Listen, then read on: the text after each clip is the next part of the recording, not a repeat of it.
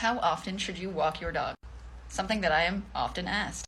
So first and foremost, I think the most important thing here is your dog's going to have to take a shit and a piss. I take my dogs about 3 to 4 times a day because when I think about how many times I would have to go to the bathroom during the day, kind of evens out to about morning, before bed, and a few in between.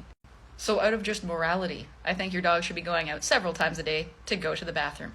But when it comes to walking your dog, how many walks and how long should you actually walk your dog? So this can vary depending on who you're asking, who you're talking to. But since my clients are dogs with behavioral problems, sometimes just going for a walk is an absolute fucking nightmare. And is it really helping the dog at that point? So in general, walks are important. Your dog should be able to walk on leash, your dog should be able to walk on the sidewalk and engage with you. But while you're working on that with your dog, you're probably not going to have the best walks in the world. Some people also focus a little bit too much on the walk. Like I always ask my clients, how many walks a day, what do you do, what do they look like? And some people are very meticulous. Like I go out for 3 walks a day, all of them are 45 minutes to an hour, which sounds great. But are they good walks? That's the real question here.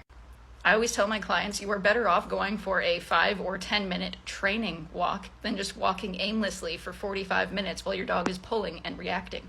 It also varies whether you live in an apartment, condo, or house. I'm an apartment dweller. I don't have the option of a yard, however, I do have areas in my neighborhood that there is green space, there is places to take my dogs. So my dogs do go on walks every single day. They go to training every day. However, sometimes I will straight up just go into the parking lot of my building and train them instead of a walk. Or I will go to the green grass area across the street and do some flirt pole or fetch instead of a walk.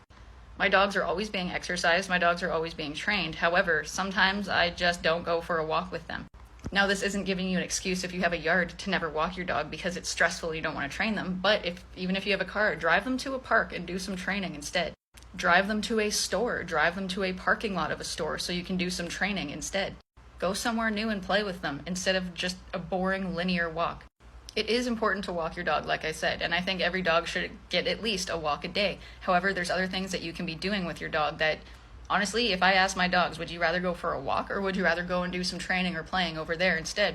They're going to answer they'd rather go do some training or playing.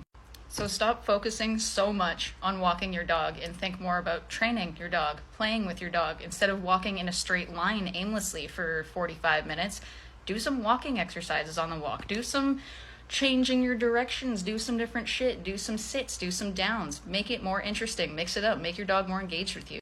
Because there's a lot more you can do with your dog than just go for a walk. I'll also add, if you have a reactive dog, going on a walk isn't great training necessarily because things are just coming and going at you. Whereas if you go somewhere to actively work on it, you're going to have better results.